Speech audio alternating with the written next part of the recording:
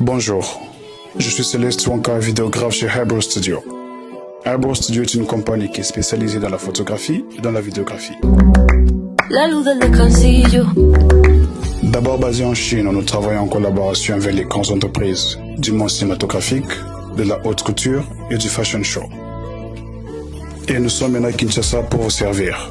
Vous qui rêvez d'immortaliser vos meilleurs moments en famille ou entre amis, avec des photos et des vidéos de très haute qualité, nous réalisons vos films, courts et longs métrages, vos clips vidéo,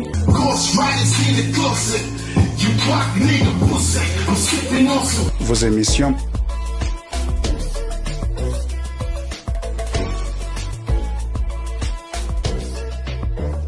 et publicité.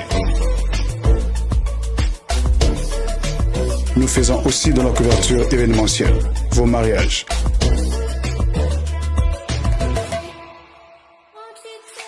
Anniversaire et collation de grades académiques. Alors, profitez de nos prix promotionnels et offrez-vous une expérience sans précédent. Pour tout contact, écrivez-nous sur notre WhatsApp ou joignez-nous sur notre page Facebook, Instagram et YouTube. Hybro Studio.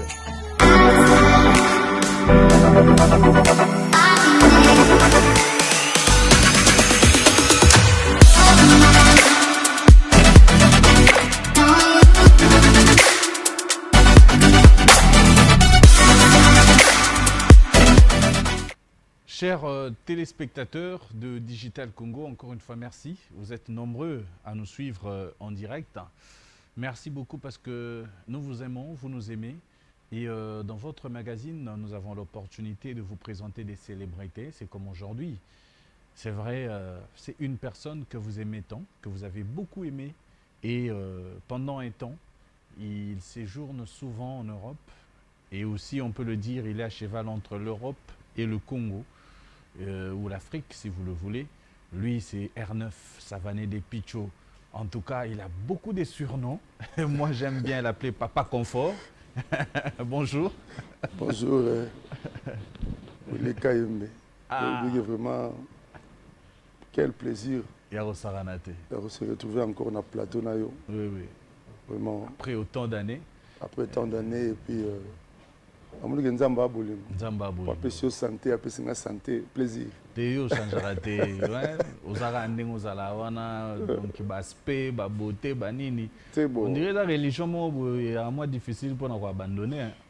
Non bon, ezara bon moni na ko bane ezara ndenge Nzamba tindanga, donc Nzamba tindanga na mo ba genre na ngamo ko ba particularité na ngana. Et puis je sais aussi bien m'entretenir, pour éviter l'excès mususu. Oui, ça là que non, il y a des trop, ou santé béba. Donc voilà, comme des gens qui film raté, et puis ma santé le mot na mélange rarement. Et puis qu'il y a vraiment la contrôle l'alimentation, nanga trop, surtout dans le nord, on a souvent huile d'olive. Pour tout nanga, papa moi bon autant nanga comme on était kala. Papa n'a 75 ans, n'a tout n'est papa, secret de la jeunesse nos années. Abina mon fils, dis à ta femme, Soazola Mbelayo, atara huile d'olive. Ok. Donc atalambi fumbo, huile d'olive. Atalambi pondo, huile d'olive. Atalambi madesu, huile d'olive. Ok. Ça va t'aider à digérer facilement et à évacuer facilement. Et moi, grâce à et pour empêcher la maladie cardiovasculaire. Donc, le retour, on a conseil, on a et puis, mon médecin aussi, traitant la famille, tant qu'on a contrôle, on conseille toujours. Parce que ce qui nous manque aussi, c'est ça. Moi, je suis vieux. Et elle dit, tout Congolais, à l'hôpital, il y a un béli. Oui. Or, non, on check-up, c'est très, très important. Très important. Moi, je suis surpris un jour, donc, voilà, c'est aussi un conseil que je donne aussi. Dans votre la biso que de temps en temps, même si tu te sens bien, mais sur au fond de 3-4 mois, il faut qu'il y ait un check-up, c'est important. Bon, c'est vrai que awa, il y a eu la conjoncture, l'examen mon soeur a sur bandi en boy, moi musique. Mais l'avantage qu'on a en Europe, c'est que le fait que tu contribues chaque mois kofuta caisse maladie na yo. Exactement. Quelle que soit la facture. Assurance maladie déjà. Yom ta kofuta yango. Exactement. Yango peut moni faciliter bato belé, mais malgré ça il y a certaines malgré personnes. Malgré ça comprenait ba soigner biso fait les autres. Non, ils ont fait l'été. Parce que même si eza yom to bisango te ezali social assurance oui, social ils ont aidé. Mais mongo wana bazo aider nde yo. Exactement. Donc voilà. Mais malgré ça, il y a certaines personnes qui ont négligé en auto. Il y a même tout dans le Covid, il y a eu des gens qui ont vite parce que tant que le Covid est continue dans les autres, écoute les gens malades, ils sont dans les autres. Voilà. Et maman est mis bango. Donc c'était juste une parenthèse. Exactement, j'ai beaucoup aimé. Hein. C'est une petite leçon, c'est comme on dit toujours. Mon ibino artiste à Congo, image des Zaraka. Oleki, olobi makambo boye, chrétien ba tout ça. Mais c'est édifiant makambo lobi parce que côté épée moi batebele, je pense que ba jupe moi leçon. Moi et loko ko sunga ba on peut pour la santé na bango. Tu sais, na paraphrase moi moké. Webi lelo avec YouTube. Sur le Talibien, en Europe beaucoup de gens s'ennuient. Oui. Et balingaka ba sangomabe. Na na bango une fois na relation na ngabi tout porteur des mauvaises nouvelles, Ali Moutalingi. Oui. Ce que les comment mon hymne a demandé tout ça l'émission, ce que je titre, moi depuis tu as fini ngani. On va devenir kota. Donc, nous qui les comment dans la souka. Donc ça comme il a noté depuis tu as parlé du bien d'un tel. Au mon avis est mingité. Oui. On peut pas vivre en fonction de ma B. Oui. Il faut que les gens comprennent ça. Bon, c'est vrai que on peut dire qu'aussi avec l'âge, tu as acquis beaucoup de maturité, on peut dire ça. Mais surtout zongi pe moi aussi ma ulika mengana to ebani en tout cas na yebisu ba mbula te to ebani kala. Vous comprenez? Donc sur le langage nanga ça n'a pas beaucoup changé. C'est vrai, j'ai acquis la maturité, c'est vrai parce qu'avec l'âge, une expérience à vite au sali, langage il faut un langage mogo. C'est vrai que tu as changé. Coucou. Ça veut dire coup sur coup, coup sur coup. Moi sans moi sans chose parce qu'il y avait trop de provocations aussi. Oui. Et je ne me laissais pas faire. Ça c'est ma nature. N'acceptera jamais que non Moutoua a déconné sur moi et puis laisser couler. Ça c'est ma nature parce que moi je n'ai jamais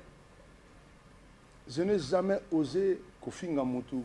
S'attaquer dans moto gratuitement. Oui. Je ne l'ai jamais fait. Dans ma carrière, tant que tu dans un groupe, peut-être on était obligé des fois de faire certains trucs pour faire plaisir. Tant que je suis leader. Mais tant que je suis depuis 2001, je ne me suis jamais attaqué à quelqu'un. Oui. Mais yo yebi, réussite, ceux qui s'organiser, avant que matériellement sur mon tabani évoluer et ben daga siko ba jalousie ben daga ba calomnie et ben daga ba mité mabe. Donc parce que beaucoup de gens souhaitent car toi a échoué. Mais quand tu t'organises, parce qu'une personne normalement quand on se retrouvait seul, c'est là qu'il prend conscience. Voilà. Siko tu dois prendre ma vie en main, m'organiser pour que lobby monta se gamate. Exactement. Mais apparemment, toi, tu as commencé à t'organiser très tôt. Très tôt, voilà. C'était dû à quoi? Nous avons se retrouvé au hôtel? Non. C'était quand je me suis retrouvé, ok, pour ça que le Paris, on s'est retrouvé dans le quartier latin. Et quand j'ai quitté le quartier latin, moi, c'est que beaucoup de gens peut-être ignorent. Moi, je suis allé en Europe trop jeune. J'ai pu apprendre des autres, de mes aînés, on a côtoyé, comment ils s'organisaient. Alors, il y a une avance et réflexion par rapport à Baninga Moussoudoro dans le groupe. Et j'étais incompris. Oui. Exemple Netini, par exemple. Tant que je suis rêvé que je suis payé par une binza. Parce que je suis celui-là, il rêve. Il rêve quoi? Mais la vie, tout le monde a droit de rêver. Et auto kanisaka, auto boulaka, auto pensaga mingi. Il y a un monde qui se réalise. Exactement. Pour ceux qui prient, pour bakouer en Nzambe, c'est par la foi. Ndето kokisaka auto a besoin. Nga, je viens d'une famille, ma mère est chrétienne, mon père était musulman, paix à son âme. Na koli mo mke na bonzambe na conviction na. Et cette conviction là, foi wana na otambo wana ngo na bomwana. Na na kola na ngo. Et j'ai eu la chance que mes parents vivaient ata ba ina milliardaire te mais ba na vie bien la vie a bien oyo ke sala ki ba encourageanga na ba ke nonga faut na maintenir cap moko et pour maintenir un cap na vie et ça kotala ka batuté oui qu'on se compare na batuté parce que quand on te compare aux autres il t'arrivera que on se pose la question du genre que ah est-ce que Moutouna lekinga est-ce que ngana leki or na vie on n'a pas besoin de ça de se comparer na vie eza yo moko mi comparer na vie na yo moko par rapport à l'objectif na yo c'est fixé déjà c'est fixé parce qu'un homme même une femme doit se fixer des objectifs na vie oui ki ngani naza a fona bala mobali mo ya bien ngani na li a fona zwa na sala carrière nanga professionnelle ya bien atanga classe nanga pona yango moni na poto mindele l'école surtout c'est obligatoire. Ok. Si dans secondaire c'est obligatoire. Parce que mutu faut dans la base. Et base. Base on a et préparer la vie future pour l'avenir. Et ça le mystère. C'est juste une organisation qui non moi la fois que une classe à quel secondaire et puis quand on a secondaire c'est là que va évaluer à ce qu'on va ah on a doué. Il y a un moyen. Il est tout dans l'école professionnelle. Lui il peut continuer l'université parce que il est intelligent. Oui. Donc, génie. Voilà, déjà l'école mondele et là on a mon déjà l'école mathématique ça que non moi on a 17. Moi on a yo elle un peu à concentrer. So ba biso faut le yo ce que par ça l'effort wana. Voilà. Ya on ba biso pe ngoma ça là que non ça au tika de musique. C'est au tika musique parce que tu as fondé un foyer, tu as des enfants. Okay. Il faut ça suivi pour que bana wana. Donc tu as fait la part des choses à un moment donné. Voilà. Tangi bana, pesi bango éducation, vani pena bango, tike pena nchik. Oui, moi je fais ça. Je vais accompagner Chancel. Chancel aujourd'hui elle a 16 ans. Oui. C'est ma fierté parce que aujourd'hui Chancel a aussi la formation pour nous. Na suis basa la système sur au commune à 16 ans. Au ça la classe na boulot. OK. Et puis ces boulots les a rémunérés, mais rémunérés juste pour permettre moi à côté de la vie professionnelle. Oui. Et préparer. Et cette rémunération-là, ça lui permet au son marbainité, au son abonnement. Mais quand la petite était... Quand on a abonnement, tu ne comprends pas. Abonnement, il y a moi bus, transport, moi abonnement, voilà. Transport, parce que en Suisse, même abonnement à côté de le train, à côté de le tram, à côté de le bus. Oui. Donc voilà. Donc, parce que l'enfant a été formé et que les mois c'est vraiment ma fierté. Oui. J'ai une grande fille océane qui est ici en stage actuellement. C'est la master en économie en Belgique. Donc, tout ça, ça joue. Tant que moi, on a formé, à venir, les a bien.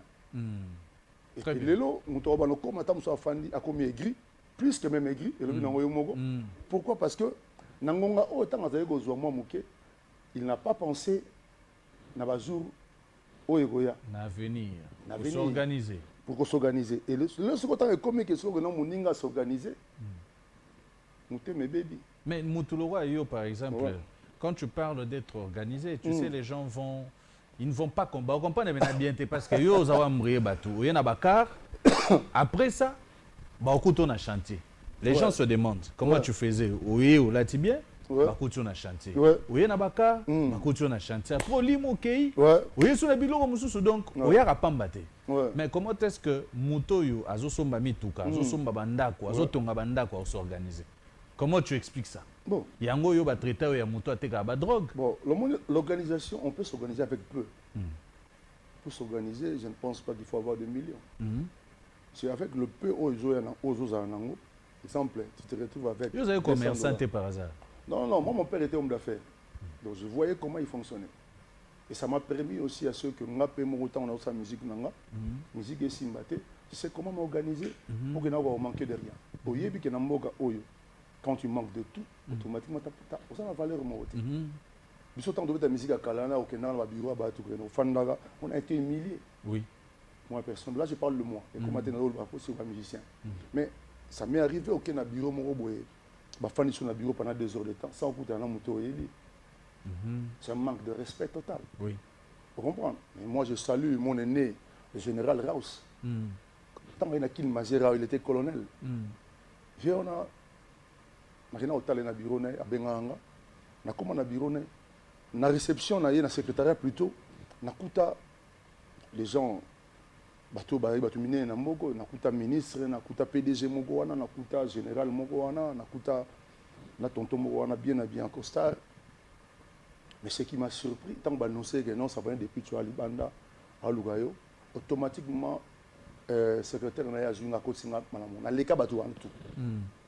J'étais surpris parce que je souviens que libanda que non ministre moko azana PDG moko azana tant que coach au sentir de la bourgeoisie quoi. Oui. Mais quand biso pédia to miti karaté na rappel déjà toujours côté na bureau on veut que Nancy vieux ben attends to so na vie ah ça va mon frère boy oui bi Nancy vieux lo li bosso na remercier pour la considération. Je ne pensais pas que nous devons na batu o ya mbanga ba bi non depuis toi tu es une vedette tu es une star biso photo pesa nos valeurs na bibi c'est pas aux en millions pour te pesa valeur tu es un artiste tu seras lié na bimana kenda donc aujourd'hui le vieux mata place à la PC mote mingi pour le total mon okala mais vraiment et là on est makanga genre moi lapsus tala route tika beaucoup tanité en ce moment donc considération là mais ça vient vraiment que Dieu vous bénisse parce que oyo sali oyo bato balekinga bazawana mais oyambi bango donc moi qui me considère comme étant juste un artiste simple et tout ça en makasi et déjà c'est comme ça nous permet aussi de réfléchir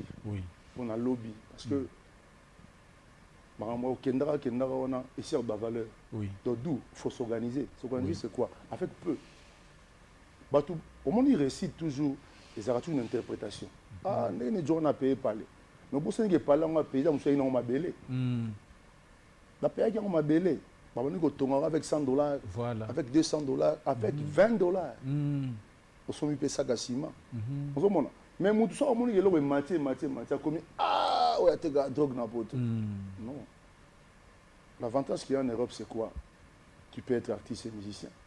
Mais ceux qui ont eu un circuit où t'inscrire, pour que Marambo au salaire déjà. Moi, j'ai un vécu.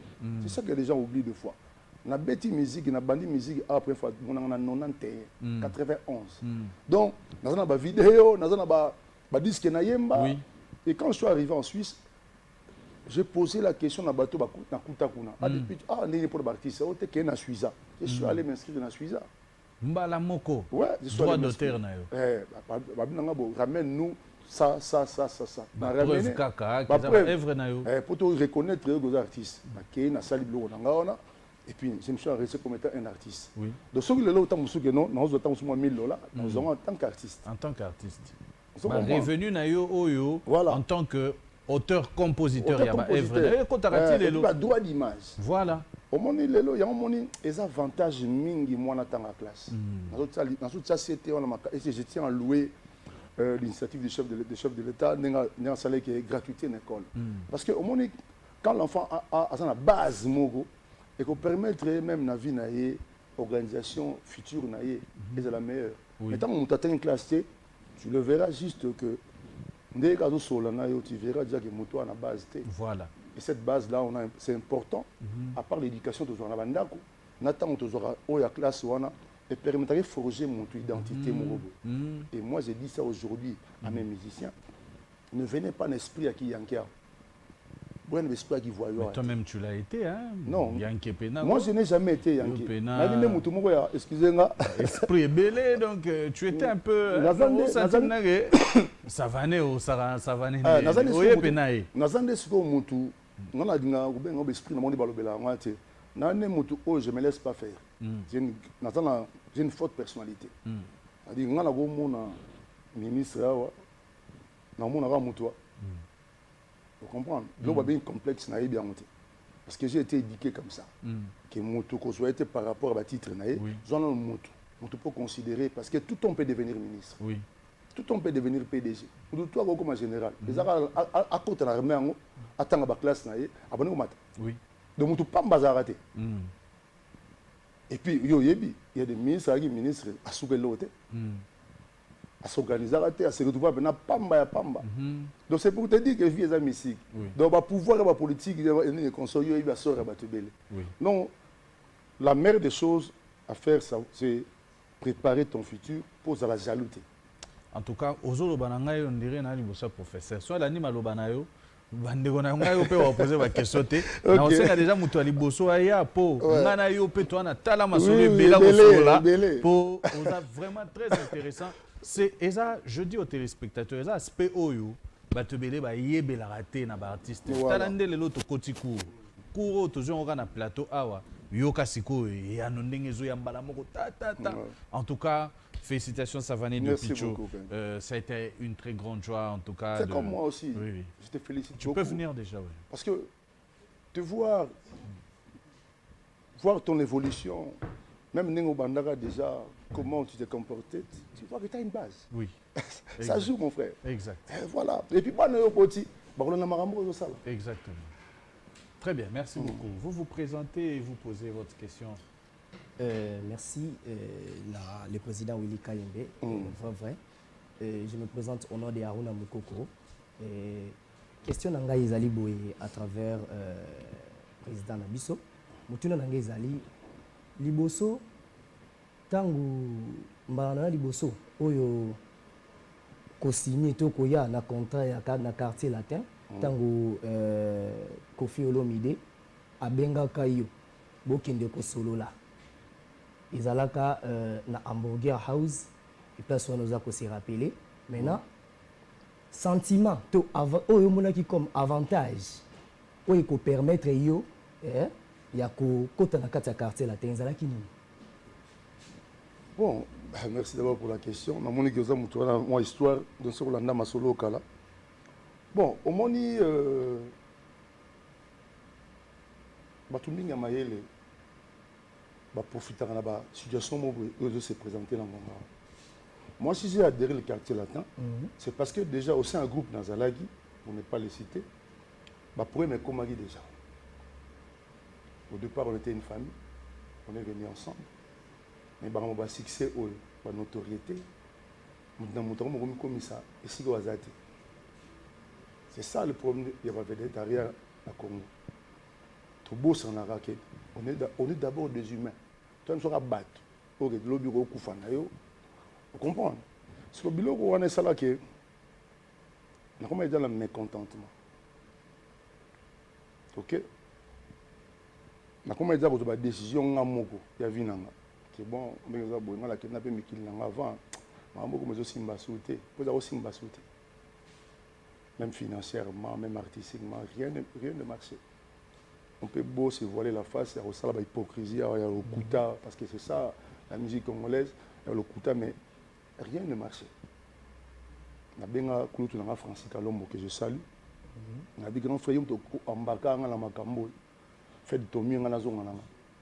S'il faut participer dans ma démarche, je suis prêt. De père, là il était vivant, encore vivant. On a aussi un père à Baxé dans la zone. Et le vieux a profité de la situation. Yokansango sentiment webelo muso yali yango moni dessin moto za kanzambe o yozo kanisa ta muso nzamba za programme muso sur yo ngana okanisa na zonga na poto o projet mo yo bon mon projet muso tanga ba présenter yango d'abord j'ai beaucoup de respect na mikolo so mukolo mo wazoluka okende verrier bakenda ba yoga ça kenana yoga j'avais un sentiment d'abord na CP là que yaya Yaya moko boye o na rota la pena pour la musique auto peut landa pena pour la musique et qui s'intéresser nanga c'est que naki mutu mona la valeur sentiment au départ yagina no de joie et j'étais aussi surpris vous comprenez que on a s'intéressé parce qu'il avait du talent autour de lui il était bien entouré et pourquoi on a une attaque champ au Saranate Babia paix à son âme Eric Tutsi, Sam, Modogo, Suzuki, Fiston Le Mam. Et puis, on a bossé n'importe quoi. Il y a Gibson. Pour Gibson, tout l'andana. Donc, il y a eu d'abord plaisir, étonnement. Mais tant au solo, maintenant, on a le pouvoir et la persuasion. Il y a des gens comme ça, et le vieux a ça. Donc on va sololer, mais on a pris dans toujours, même si on a été violence, moi le temps de réfléchir. On a un peu de ce qu'on a bon. À te promettre un ciel et terre, mais on a été plus en moi temps, on a réfléchi et puis on a tout nappé bayanga. Répondre bien, j'espère.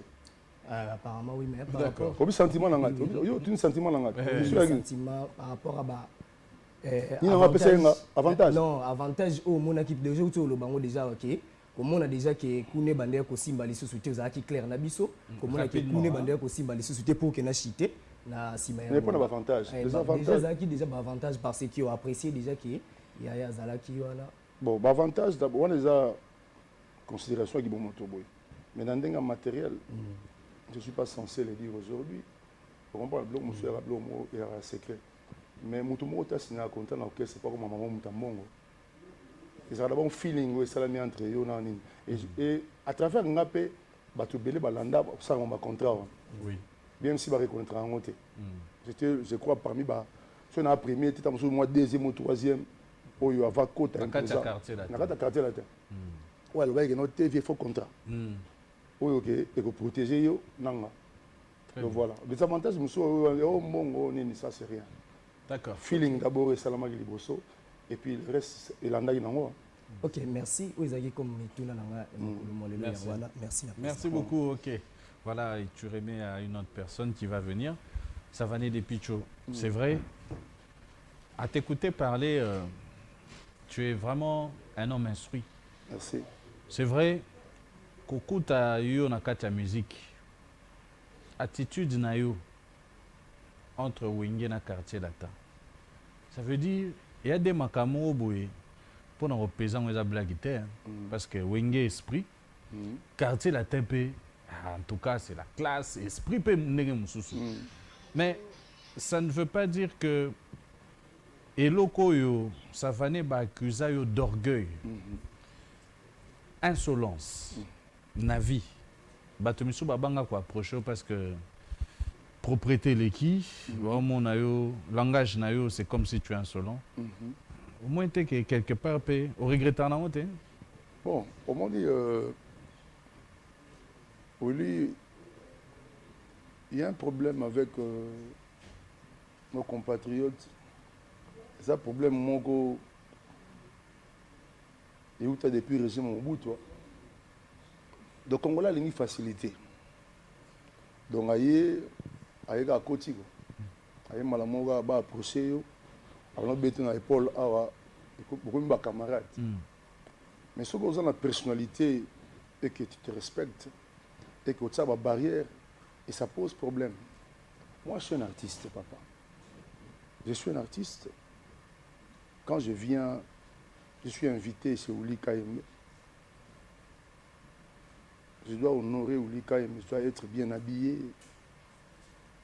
Parce que on a commis ce star, on a commis ce vedette.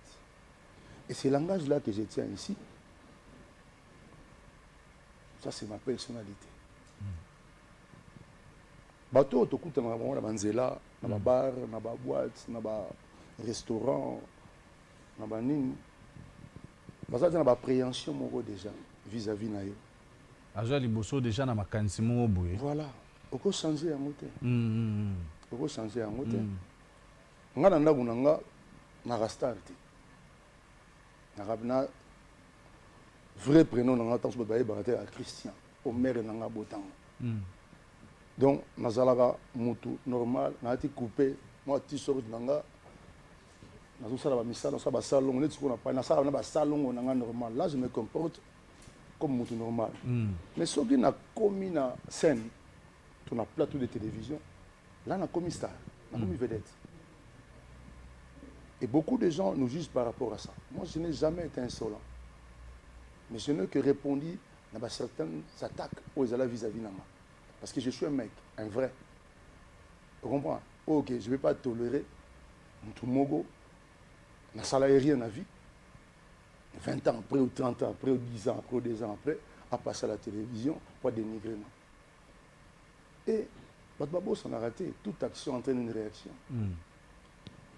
Mais les gens condamnent plus la réaction. Sans bailler non, il y a eu une attaque avant. Mais moi, nous avons humain, nous avons un souffle de vie, le traité d'orgueil, on a orgueillité. parce que on a un gars gay les gars mais ne pas les gars TV trop goloba les gars TV trop goloba yo ne ko nanga to ibani le loté so na nga gars gay ne aloba trop na TV mais apparemment il y a que mingi na quartier là il paraît qu'on a koto ba mise là que so ba ko taper orchestre yo ça là bango banko parce que tu étais le plus aimé au moni ya on auto ibsa yo c'est dommage parce que l'artiste musicien congolais comme à la base donc ce gars y est sika et que quelques années après ça c'est de la lâcheté quand quelqu'un a repris ma solo il y a 20 ans il y a 30 ans c'est de la lâcheté au pango c'est un peu ba mise miso ba sapato il paraît mais écoutez mon frère le quartier latin il y a OK ça depuis sauté et que OK c'est dans la kuta pas vie j'étais un employé comme tout autre. Mais l'avantage que j'avais, j'étais déjà une vedette avant. Oui. Donc, on a des conditions. On va y aller dans l'orchestre, on a sans conditions. Mais tout qu'on a au pays à danger. On va côté dans l'orchestre sans conditions parce que parce que parce que les raisons pour y ça mutu pango ça na non moi je peux pas même si les lots. Nous n'allons pas la muta pango c'est là ça pas. Les allez solo à l'ukuta. Té, zela na yat. OK. Ce mutu il va se permettre vient mon pousser na associer la pango aussi. Té, dans un exemple pour na siko, na pas pour na passer té. Il arrive à côté mais tout le monde a bloqué mission autant qui te ba petit ba ilomba. Viens tout bon ça croco. Na ko empêcher ba monter ça délire na yé. C'est quoi c'est on est oui batu balingaka ere moko kobeta masolo moko nga moko tamza fanda sala nga mawa momoni ko comprendre que non te yé na yebeke za bongo nzu pour moi avantage nga na yeba batu tout avant avantage nga pe nga ndeko na yo na yeba omoni na ba wenge na quartier la na yeba batu tout avant et na yeba bango bina que moi muto abandi nga bandi na kenda mikili pe moi trop avant lelo tout le monde ba comment net na ba donc beaucoup la mabe pourquoi au koselanga makambo oyo nga na sala binote quand il a été au koselanga te nkoni nga na sala mutukuna j'étais oui nagi mokonzi de ya kana ka orchestre on a star depuis cho mokonzi mo ke kolo orchestre depuis cho mokonzi aboyi mais partout il y a des gens faut discipliner ça là na banté to ça l'émission boy mokonzi émission c'est toi donc personne ne peut entrer ici comme ça à côté na ba ya fandia non. Parce que quand on recadrer, c'est pas comme ça qu'on doit faire. À côté comme ça, 30 ans après. Il y a des vérités un jour. Et Robimara, là, on va faire la TV. Ouais, ça pas. Non, on l'a pensé, ça pas. Té, voilà, comment appelle Missa Mounene lelo? Au pango c'est ça pas tout basé, on a calé à côté si dans le quartier là. Ngana azar wana te. Nazar yabo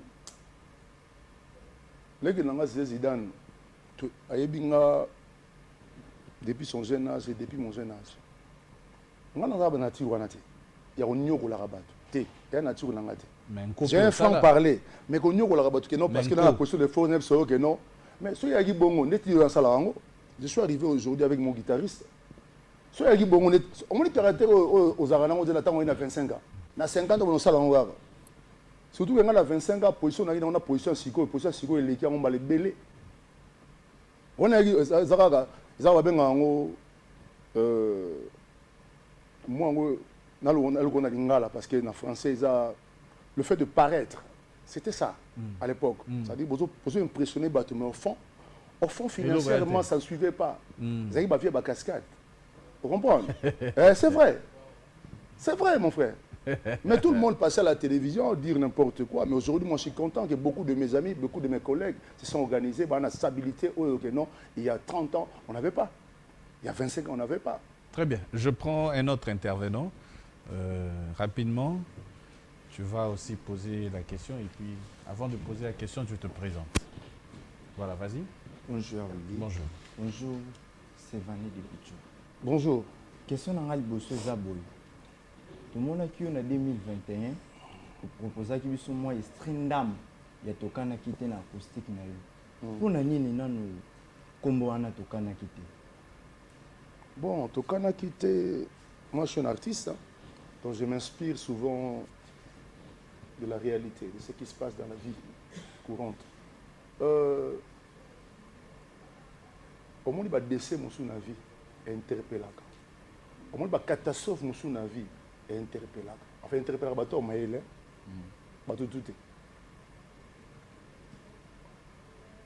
nga na fana na parle pendant 2 mois na bimaka ti na covid babinaka non confinement tokanaki yango te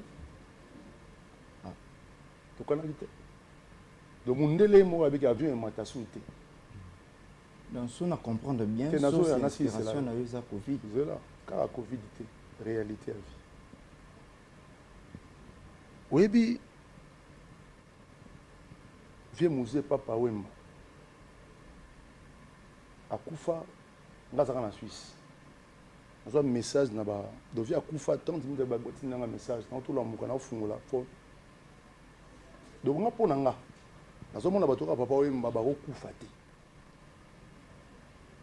olandi parce que arrivé oyo que moi j'admirais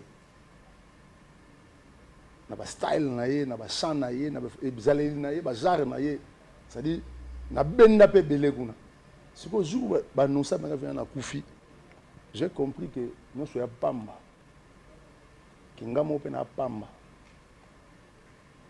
zolanda yango moni eloko wana tokana kite c'est pour conscientiser les gens dire que nous sommes des frères qu'il faut avoir un absolument bien Ouais. makambo et salamaki il y a 20 ans 30 ans 25 ans 10 ans attends ça il faut savoir pardonner et avancer et passer à autre chose les ara titre mogo mais pas comprendre on beton balon banzembo tout na nzembo liboso na tika mo accent mais banzembo susu donc chaque chanson na rata bon mwana et bon lo baga makambo que na vie to la bien tolo na bien pour lobby nga la auto retrouver mutu na moko boye na matadi tokutana na été 10 ans tokutana te mais niveau yambinga niveau to yambani au comprendre maintenant que non il y a de l'amour 10 ans après mais ce que tu as ça na ma bête to yambana te il faut que les gens se pardonner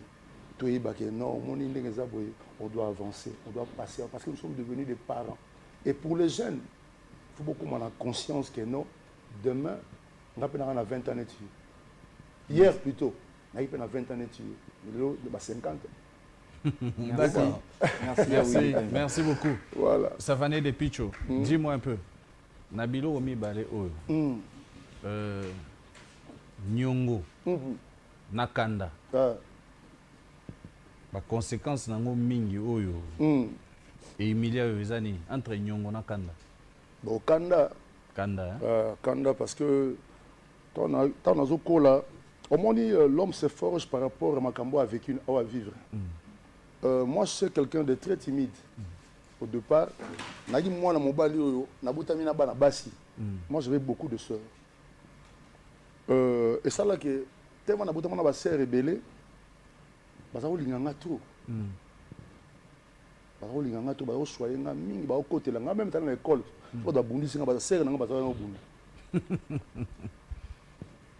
je suis parti très. Je suis diplôme à 17 ans et demi. Wow. Dans maths physique, on a essayé de Makélé. Tant que je Makélé, qu'on me retrouvé dans l'environnement où il y a vie loup. Bah oncle nanga, bah il y a vie loup na Makélé. Je sais pas quoi. Donc, dans milieu wana, bah quand il paye, ça la paie. C'est quoi il faut sa personnalité. Ça là que non. Il y a certaines choses à tolérer, il y a d'autres non. Mais je puis, avec l'âge, qu'on m'a posé, qu'on domine Kanda. Parce que Kanda n'a pas conscience de mon côté. Ça émule les gens, ça crée des problèmes au gros, mais on est à Bolo. Oui. Juste parce que moi, le Kamo a moqué, à face à Jumbélia, vie peut comme gâcher. Oui. Moi, nyongo bafuta yango. Nyongo ya lango mutako ya pe boya. Ya ba nyongo pe biso futa tetelo. Mais naza mutu.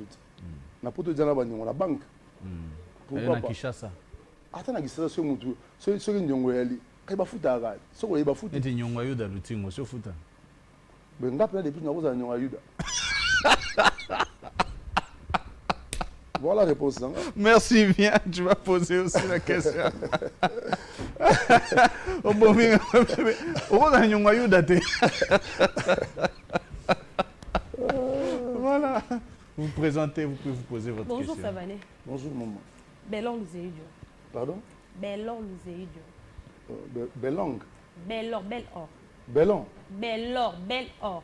Bellor. Bellor, Bellor. B-E-L apostrophe Ok. O-R. Bellor Luzeidio. Oh. Qu'est-ce que nous avons Belgique, précisément à Bruxelles, et pas Madame Violette Tatete, na docteur Benjamin Tatete. Au bas de l'hôpital, on TV, c'est la commune Angirangia. Voilà lancement. Vas-y. Ça venait des pichou. Modèle non la musique et parce que la vie to copier ça hors d'être un journaliste de communication efficace na mon peut-être il y a vrai à présenter dans lundi donc lundi ma mie il est là ça venait des pichou modèle non la musique et bon on a un modèle belé mokoka natanga mogo oui moko ah ka mogo oui moko deux bon deux deux katanga deux bon nga modèle nga vena na musique à Congo to na monde la musique bon il y a monde na monde moko il y a Congo pe bon moi celui qui m'a fait rêver ceux qui m'ont fait rêver quand on m'a dit bah deux Lionel Richie na Michael Jackson. Non, na Congo, Congo na Congo, ba monsieur ba fait rêvanga, ça papa Wemba ve musée. Débat batté. Nazo yet. Ve musée na personnalité na ye. Na otale trop. J'ai beaucoup appris. Yango ti esala na benga na papa de son vivant, j'ai eu la chance to yemba na ye madame mon épouse. Débat ba, je le mets comme chanteur, la voix. Aïe modèle n'angate ya kibomoto na voix. La voix on a au bon manga le la exalité. Parce qu'il y a batu au baloba que non, ça venait depuis tu aïe mbaka ndenge moko na de baba. C'est trop dire parce que neti parce que ma vie va grande la santé. Alors modestement, je veux dire que non. Moi, je humilité des alliés. Ma timbre nanga. On pense que nous avons des baba, so kangi mi soyo gai. Mais si nous avons des munanga, on comprend que non, ça c'est des bitches. Vous comprenez? Donc on a la facilité à interpréter. Les a été, les a fait beaucoup, les a Kofi, les a Venabi Soleil, les a Carlito. Banze munabango, na yemba ango facilement. Donc, s'approprie à nous. Donc, c'est ça. Donc, VDEP, ça qui vient au père son âme, na olinga personnalité, na olinga sang. Et puis, comme par hasard, nous avons appelé Sanga, timbre mogo, et ça, moi, mon qui est le Pourquoi pas un jour, au sala, ndeti, papa n'a pas fait sala, Kofi chante Luambo. Papa te vient dans la Viens au Kofi. Ma casse, au bima de panette. Il y a pas de musique. Musique, oui. Tu as la bima na bima gonate. Na bima na. Mais Wengel. Na Wengel Paris, tout à poto tout ya. Pourquoi pas un jour peut au sala des pitchs chante des baba. Bon, vous avez informé bien autant na ifacite. Mais na sala on déjà. Na sala on en 2000 ça m'a échappé, excuse-moi. Je pense 2000 là. Na sala on awana babenga on nasima awana. Kota Beach, n'a pas le beach. N'a pas le beach. Pas Thierry Kabamba. Ouais, pas Thierry Kabamba qui se salue. Na comme ça on est na salango 2013 c'était 2014. Ouais, 2013-2014. Na comme ça que non, na salango souvent. Mais les sponsors n'ont pas suivi. Parce que mon île au bon maman, tu peux avoir une idée. Mais on a derrière quand il y a trop de préjugés. Ah, donc il y a on a besoin de battre. Oh non. Attends, mon konzamboka. C'est Kazali. Et c'est un beau makasi. On a besoin de conseiller. Nous artistes, on a besoin de soutien. Vous voyez, donc la salle en haut, c'était vraiment une belle chose. On a bien un feu, Ben Yamabo, Ayaka. C'était vraiment une fête. Mais je ne peux pas m'arrêter là. Il y a beaucoup d'artistes qui sont là. On a système les gars ninja tozalaki ne mboka moko na Suisse donc un jour oyoka mpe nayembi nanga mpe madilwa po soki tomeka oyemba bato bavivant omonaka no mwa procès. D'accord. Merci beaucoup. Merci beaucoup. Je pense que c'est bon. Hein? Ok. Non, on continue. On va prendre encore d'autres questions. Bon, Tokena Walikamouya featuring. Pour ça, là, featuring na Lassa. Ouais. Donc, l'équipe à Carlito. Ouais. Au Sali Pena Papa Wemba. Mais. Ça s'appelle Rambo. Oui, oui, bien sûr. Mais la génération qui est là, moi la musique on peut et qui ba ndenge mo boy mikolo ya ba rebo pe ba bimi ba inos bi ba gaz ma wete kotango kan sarate. Non. Je pense aussi à ça parce qu'un artiste doit évoluer. Lelo moi je suis très content de la nouvelle génération. Oui, na vitesse parce qu'ils ont profité aussi dans les réseaux sociaux besoin de bande qu'ils ont raté. C'est une chance qu'ils ont. Je pense aussi na bango. Nazana moko na contactaga ye na osité na kombote bon il m'a dit que bon viens na vidéo na album na osala na osala aussi na zelaka ti moko la obenganga mais pour ba misupe on a découvert ce temps na ye awa a découvert na ba serre mususu il y a talent au saranate et puis na ba musicien pe on a zuisu pa nanga il y a des musiciens vraiment qui ont beaucoup de talent on a repromouvoir. Dans ça, featuring pe na bango, ba petit wana pe na bango wana. Mais je pense aussi na quelques stars ou bazana mpupe pesiko pour au moins muto akoka zate. Le long ndenge za boy, moi quelqu'un qui peut m'amener vers le haut na okende. Exactement. Donc voilà. Voilà, vous pouvez venir aussi rapidement hein. Vous posez une question rapidement. Voilà. Bonsoir à tous. Savané de Pitch, toujours bien habillé. Merci, merci. En tout cas, je serais simple, mais il y a deux personnes qui ont appelé son télévision, pas Ina Windows à Indo. Savané de Pitch, tout le monde relate bien, vous allez vraiment classe. Je serais vraiment simple. Je vais citer 5 artistes. Yo Yebisangane au Monaka, Accoutrement à Bango, de 1 à 10. Ça peut aller. Bon, au monde, justement, au monde, les Kinanga. Si je suis qui me dit comment on a eu aujourd'hui, il ne faut pas boluka au makambo et qu'on crée un malaise. Et qu'on crée un faux débat dans le coin.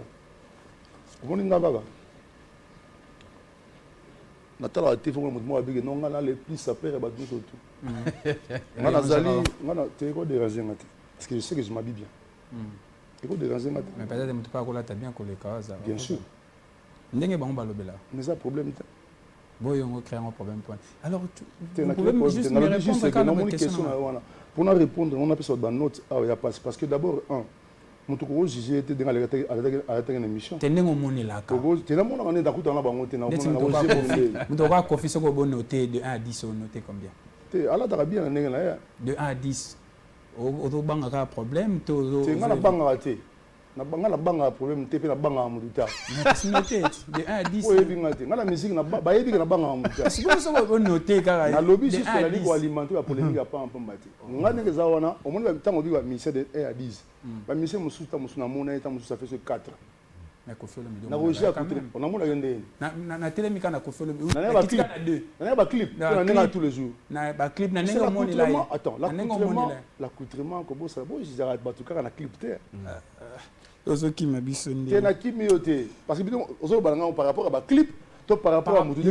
Oza parmi ba to ba fana na profil mi. On a fait 100 clips, 100 nini. Dimanche passé, je m'ennuyais. Ngabina betalanga tout et pas venir dans septembre.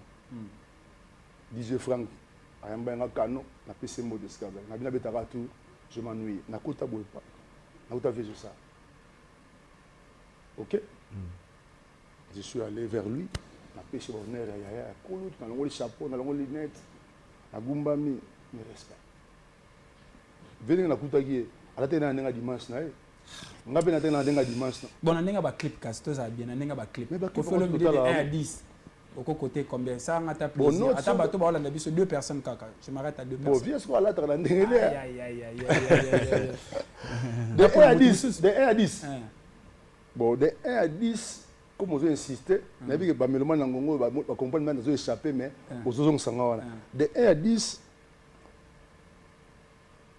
bon, alors on a 5,8. Merci. Mutumo asuka, yasuka na ngana. Et tout n'a pas été yasuka, moi bana et tout n'a tout. Tout n'a sigo, tout n'a sigo. Non, na kati na. T'en fais pas, moi je gère. Tout n'a sigo. Fali poupa. Bon, fali azana ba style le mo ba beta ba swag na wana obeta wana ba on bala mindele ba on soit fashion. Ba fashion na e le ginanga wana bota fashion na e na opc sur 10 na opia ta ba 7 na ninga fashion. Na ninga forme. Nyo to kenda. Na forme to na fashion. Nyo sokaka nenga yo kote ka nenga olingi. Faire rigola. Ah, na ninga ba clip.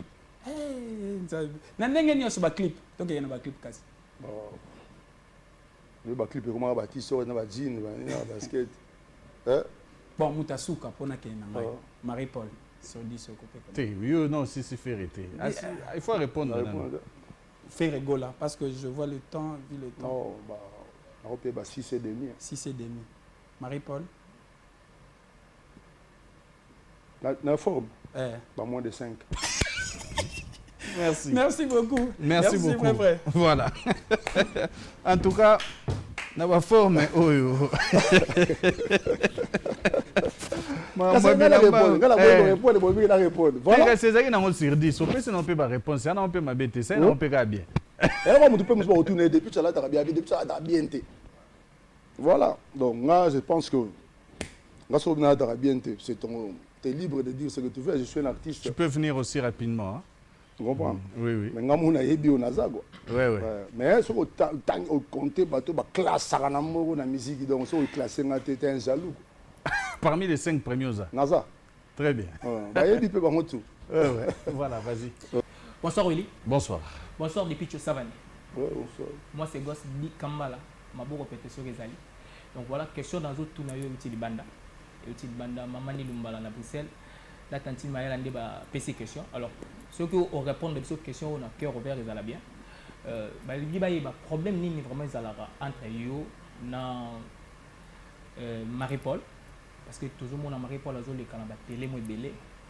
A zone tenir ba propos moi bien té pour nayo. Ngala lande qui exemple à lobby yosa chanteur té yosa danseur. Et puis toujours mon a ceux qui ont bêta li solo non na ninga mabe akomaka tina niveau wana ya ko toucher femme nayo Brigitte. Qu'est-ce qui se passe aujourd'hui? Oui, bien, c'est écrit parce que. Est-ce que vous avez vie de game mode? Look. Dernièrement, on a fait un réunion dans le staff. Petit frère Joël Goutou, Access Bank, Bernard Kazo, BKM, Papa Info, Nono. Na Zézé, na Beken Lubaki, na Mabiri, 26 affaires. Paiement na réunion. Tu peser les pour et les contre. Comment on a appelé des filles qui ont été donc Noko. C'est-à-dire, vrai Dieu. On n'a pas la vraie momie. On vivre la vraie. Voilà, mais c'est pas excusez-moi si vous pouvez pas passer aux autres. Devant quand angolo, inzangolo, mutukangolo, donc tout angolo. Le but c'est pas descendre va faire beaucoup loin. Mais pour comme à bongo, il fallait des efforts dans la vie. On va empêcher mon côté à au calomnier dans la TV. Bah tu vas permettre à tu vas calomnier quand ngate baptiste. Et ça, c'est un artiste. Et vous, vous avez surtout un Marie-Paul. Étant colo plateau, ils peuvent empêcher ça. Pour l'année, on va au fond, on va les problèmes de salaire. Là, le problème de salaire, c'est que longue. Le problème de Picho à Sala, tu as Wengel Paris, na longue. Na bari Coco Nyonso. Il y a un autre biso ari wazayena non Écoute ngana te. Na ba wengel paro ya biso na obiso ya poto. Olandi? Je me vois mal. Na bagage ngana nango. Olandi? Na niveau intellectuel ngana nango, na niveau de vie ngana za nango, na kota ba banalité wana. Oyebi Mindele balobaka, le silence, c'est aussi une réponse. Moi, quand tu m'attaques à moi, meilleure place dans répondre et à platouti. Comment on dit à Zawana, de un jour au face à face. Vous comprenez? Pour Olobane. Oui, bien une éducation dans un excusez-moi. Willy Kayembe. Au moins la musique il est entre biso to yebani pe na wana noko. To yebani na geno wana mbendre. Oh. Wana yuma. Oh. Parce que ba guerre musu ba biso ba depuis biso to bunda ba to lo akoka honte. Moi ça venait de Pilcho. Même si vous m'ignorez aujourd'hui, c'est lui qui a combattu Wenge musique à 4x4 ya mobimba, c'est moi. Bon Marie-Paul Namanda. C'est là ouais ça combattre la forme belé. Je trouve que la musique époque na biso ya to ko taté ma momi to kota kana ba kwese to donc au centre bina geno ya kinda place ngana yaka ya kenda place boye ngana kotaka boya bangweza gena c'est là nansi ça papa le so bo ignorer tout wana il y a pas de souci so bo ignorer que père nanga de son vivant a opé salaire pas louer instrument que soit ne beta il y a pas de souci so bo ignorer que depuis picho as chanteur, as danseur, il n'y a pas de souci. Mais quand chanteur était, c'est quoi? Et je continue de voir Mbandé. Oui, faut ça la excusez-moi, les Arabiens, tous à la moi moqué, tous sur le bateau bas sensé. Si j'ai oh na bague na évoqué en sauté parce que j'ai compris que j'ai affaire à un zoba. Oh. Vous comprenez? Nga la maturité na bagage na nango na bon côté na ba parce que c'est alimenter les polémiques. C'est alimenter les polémiques dans le sens ni. Il y a des gens qui se permettent aujourd'hui ça va faux profil hein. À telle émission na biso boye abano finga na na ser. Yo motoloba si quelqu'un déjà abani ko kotati kotanga femme nanga. Au moins ba mon niveau azali. Parce que nous avons expliqué ce que les femmes ont fait. Na côte na Géoana. Parce que nous avons en Suisse, nous avons en Zurich, nous avons en Zurich, nous avons en Paris. Donc, tu dois avoir poto, tu y es banni. Tu es un ghetto, tu es un Belgique, tu es un je te dis la vérité. Un jour, vous avez un poto. Mais quand on a des missions, on a des missions, on a réponse à mon auto ebisal. Tout le monde se permet pas foutre tikaye ça, il se permet de dire n'importe quoi. C'est n'importe qui. Vous comprenez? Mais au fond, beaucoup de gens n'ont pas de vie en Europe. C'est pas que lui, en général. Beaucoup n'ont pas de vie en Europe, mais quand ils viennent ici, c'est comment autant marquer les mots, autant se prendre en Oseka. Nga mutu ko ignorer nga na clan na zate na clan winge pena azate na el Paris na zala jamais jaloux a mutu na sala mutu moko te mabe to kutana de musique sala biso to kutana to kutani nga na mutu na bien éduqué papa na mutu na bien éduqué na finga ba douter. D'accord. Voilà. Merci beaucoup. Et tu juste la dernière question avec Don DJ, oui, juste la dernière question. Rapidement, vraiment, parce que nous sommes arrivés à la fin. Kaya Souka, rapidement, je profite pour remercier le docteur Jeff Ndjadi, il était à Don des Dieux. Donc, il est parmi nous.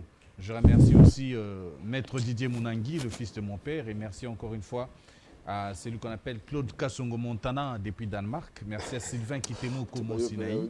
Et surtout, encore une fois, au bâtonnier Koko Kayu Dimisamu. Encore une fois. Oui, voilà, vas-y. Bonjour. Bonjour. Moi, c'est Don Didier Moussungu, les métiers noirs de la presse congolaise. Enchanté. Oui, merci Savané. Je s'appelle Komona et puis question à Moko. Savané. Vous avez qui en face chéri à Kofi. A Bengo, a personne a compris belé. Et puis, on apporta beaucoup dans le quartier latin.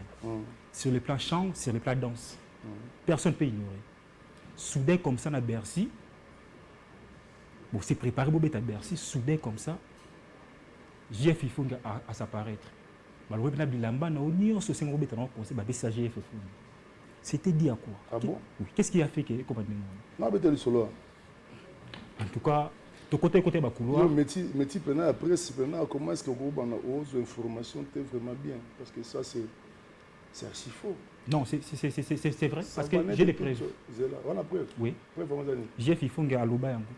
Après mission dans la Kishaou, bah preuve. Ah, il va l'ongla ma bilamba. Il y a des preuves, c'est mon talon bon. Bilamba na opé non de ta concert. Obita mo zoloba, fouille banan de pitch on zoloba là on a si qu'on époque on a agina na kata quartier latin. Au moins R1 ta zoloba wana, ça c'est attaquant de R9. Oui. Ça va des pitch. Tu après Kofinga. Oui. C'est bon on l'a demandé. Ma preuve ezali. Yemoko alobian on a alobian au vu de tous. Je vais pas entrer en polémique. Au moins il alobara déjà trop na répondre à tout. Au moins na répondre à tout parce que soit on a loba. Hein? Bato belé ba kama. Oui. Soit on a bano loba. Syrie. Oui. Nanga ko tana ba je wana ti. Au moins nganga na ebo loba. Abandi zo landa nga depuis na bande émission. Na makasi na loba. Vers Léo. Je suis plus un gamin. Papa confort. C'est là, là. On a des pitchs d'abord. Et c'est impossible. Je te dis bien, et c'est impossible. On a des pitchs on a bilamba pour appeler sa GF. Et c'est impossible. Un jour, on a la presse, tout n'a rambo. Pour preuve, il faut trouver un colo orchestre. Est-ce que l'on a des pitchs bilamba pour appeler sa GF? Ça, ce sont des. Il va tirer attention. Il raconte n'importe quoi, mon frère. Et pourquoi on a savonné des pitchs attaquer des points de mouvement? D'ailleurs, on a eu le vice-président orchestre. Pour via que c'est qu'on fait, on a encadré les qui nous surtout, on a Fali, Koussa, Mustafa, on a un bango. Hollandi. Donc ça, c'est une futilité. Et puis, c'est pour gagner quoi? Au moins, le problème de au Congo, c'est là, le problème de le problème le Kumu. Le Kumu. Tina osala nzembu lokumu. Donc tina osala nzembu lokumu, mudo to linga lokumu, lokumu. Ye basali ba ngafi basala ngabo papa. Vanité de vanité. Hollandi, nga avantage nanga, j'ai compris beaucoup de choses dans la vie. Les attaques inutiles. Laisse tomber. Aujourd'hui, le plus important de la vie à mon tuer, aller à la vraie. Papa, s'il vous plaît. Ah. Par rapport, il y a couloir, il paraît que les capines ont été décédés 4 fois 4. Na leka na te na kota wenge BCBGT na yebana na master tout avant déjà bon on to bien ba répétition te nzaki nonga bon nanga na kota ndi mais somba yenga na oketi na sa examen d'état ba tout so au moins mamoza la ozaka na ba musicien ngo ekomi ko attirer pe makambango mais na parler ba linga mambakla ba musique te ngala zala suku na déception na famille nanga maman musique. Heureusement, je me suis rattrapé. Ah, papa Gonfort, on a raison, la musique avait foutu. Tu comprends? Donc, et arrivé à bon de répéter, il y a un peu de mais, on a un projet Mikili. Et puis, il y a aussi Mbappé Nati. On a déjà goût de musique. Tu peux donner faire arrêter. Faire arrêter après. Faire ça, après. Tu peux donner la chant, les gars, JB, Wera, Adolphe, Blaise, et pour qu'on aille dans le bon. Alain Pelazagi n'a pas. Alain Pelazagi, mais oui, Bazaro, petit Nabiso, petit Nabango. Alain Pelazagi, petit Nabon. Petit Nabon. Bon, on a le pétard à promotion, moi, lui c'est important. Emilia. Emilia n'a pas de Tenabi Emilia Pelazagi. Te. Pour l'Emilia, il était pas après. Ok. Mambakala, on a solo banana yake attaque c'est un 4 personnes. OK. Rico quoi ya, Rico Wazalaki. Rico quoi là qui? Ouais. Pero donc Rico auto auti orchestre na bango na 20 mains. Comme il fallait kaka. Alors ba confondateur te. Ayande goya na wenge. Na wenge? Ayande Oya. Oh. En tout cas, Mamba qui fondateur Mama Wenge, c'est trop compliqué. Obi tout le monde a comme fondateur Mama Wenge. Obi on a compris dans côté. Il y a une histoire où Lika Mbe OK. Donc tu as une explication au PSA. Et ça Mamba Wenge. Oui. Tout le monde s'est dit fondateur, tout le monde oh il y a eu Marambu tout mutabanda ngwazala. Oui. Obi qui va centrer de bossa Wenge za ba deno. Ba deno mo bazala. Akoma pasteur, ma PC Mbote. Na histoire batanga yete. Oui. Na début on a bazingi bazalaka, ancien service national PC Mbote docteur Zing. Ba aimé boanga bazalaka. Tant que nous sommes bazalaka te, ndete o mona ke no et comme que no orchestre baniko parce que orchestre paye comme un orchestre hein. Ce qui bandit c'est comme na fonctionner. Succès ouais. Au départ il y a na fonctionner au comité. Oui. Ya moni moi passé na ngo ça va échapper bateau. Voilà. Et comment plus c'est ndenge structure et pesa parce que bangonde structure et puis il faut le reconnaître aussi que bangonde structure on est pas parce que orchestre on a ba memi yango. Exactement. Donc passer tout on est avant il y a qui boudi qui boudi il y a quartier ni ou pas faut bosser na rango. Ozomona mais na histoire tu ko ignorer abani ngati. D'accord. Nous sommes arrivés vraiment à la fin. Ouais. Moi, je profite pour remercier d'ailleurs Patrick Chiro. Merci à toi. Merci beaucoup à Yamomo Mongane. Merci encore une fois à toutes ces personnes qui nous ont suivis de partout. Nadar Joker depuis la Grèce. Merci à toi et merci beaucoup à Bienvenue Mangwata depuis London. Vraiment, merci beaucoup. Je te laisse aussi t'adresser auprès de tes spectateurs. Ouais. Après, je vais leur laisser l'Andamois, prestation en Afrique du Sud, juste quelques minutes. Donc je tiens vraiment à remercier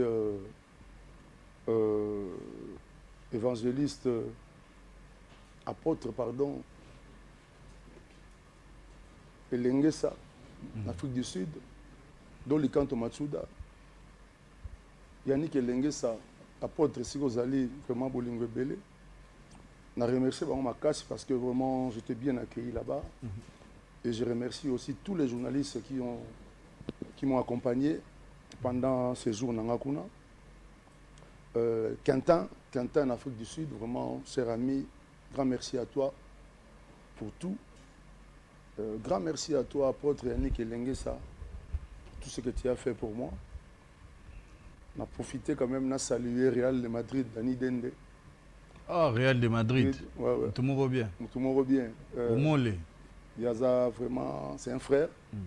On a salué Kodamboka, Willy Mousseni. Les véritables codes. Soukanam. Yaza famille, donc il y a les lotés, Sikozali, Maman Rita. Ouais. Et tous les enfants. Vraiment, Bolingo Belé. Yati Zochangala, la deuxième, mon vieux. Pambote Nangoana. Tu vois, ma belle, mais Moussali Agitro, il y a un monde en tête. Parce que reconstruire un groupe, c'est tout un travail. Donc, on a eu sur pour un groupe et je m'attends. On a un zamba kumba pour na tongiang. Donc, na tongiang, on va patienter mouké. Oui. On a un tour pour finaliser le clip nanga. Il y a tout canagité, tant na roya, il y a un spectacle. Oui. Comme ça tu comme que oh non, c'est Temba. Bon, c'est Temba. Bon, la date nanga. Bon, la date nanga. Oh les ginayo. Roya tout presté. Un grand merci à Zézé Zidane depuis Bruxelles. Mabiri 26 ans. Petit Nanga, le cordon info, papa info. Nono Mavouela. Grand merci vraiment à Yo Willy Kayembe. Merci beaucoup.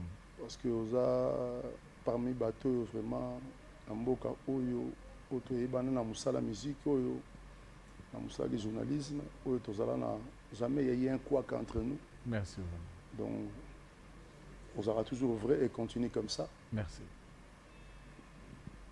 Voilà, nous disons merci. On a salué Beken Loubaki. Oui. Gelo Repopo, notre réalisateur. Réal, merci à Jimmy Sita. Merci beaucoup Olivier. Rendez-vous na biso. Maintenant ça qui dernièrement que dans une place mon avenir que vous pouvez nous répéter wana. Oui. Mais il y a un quoi que jour à Ninyambula wana. Donc il y a un quoi alors BKM Bernard Kazou azolinga place mo botaka savubu. Donc on ça parce que moi une fois par semaine dans Kitawana bakota force on est pour parler. Oui. Donc prochainement on a indiqué par SMS. Par message par WhatsApp pourquoi là pour nous préciser place répétition. et je suis en train aussi de recruter. Oui. Donc, tout Aza bon chanteur, Aza bon guitariste, Aza bon drummer. Donc, Abengana, numéro Manolo Mavoué là. Ok, on va écrire ça, je pense, au bas de l'écran. Donc, encore une fois, merci à Digital Congo pour l'accueil. Et puis, voilà. Je salue ma famille. Oui. Ici, quand vous allez, tous mes enfants, sachez que votre père vous aime. Hein? Soyez toujours sages et beaucoup d'amour, et beaucoup d'amour à tous les miens. Merci. Tokanagite. Merci beaucoup, Tokanagite. Tokatanite. Mais Tokanagite. Merci donc à vous tous. Merci à Parfum de Femmes depuis l'Afrique du Sud. Allez, nous allons nous retrouver prochainement dans notre prochain numéro Vrai. Au revoir et à la prochaine.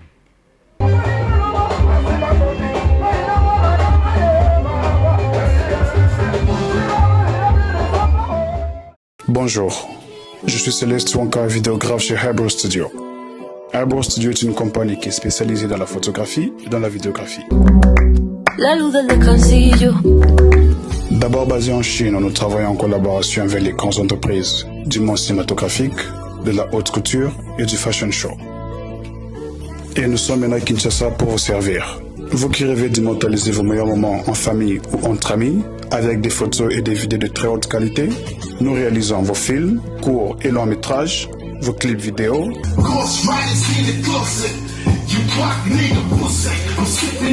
vos émissions,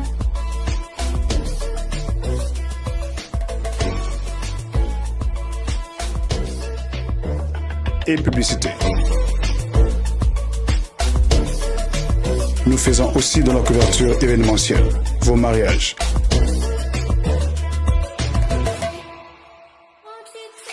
Anniversaire et collation de grades académiques. Alors, profitez de nos prix promotionnels et offrez-vous une expérience sans précédent. Pour tout contact, écrivez-nous sur notre WhatsApp ou joignez-nous sur notre page Facebook, Instagram et YouTube. Hybro Studio.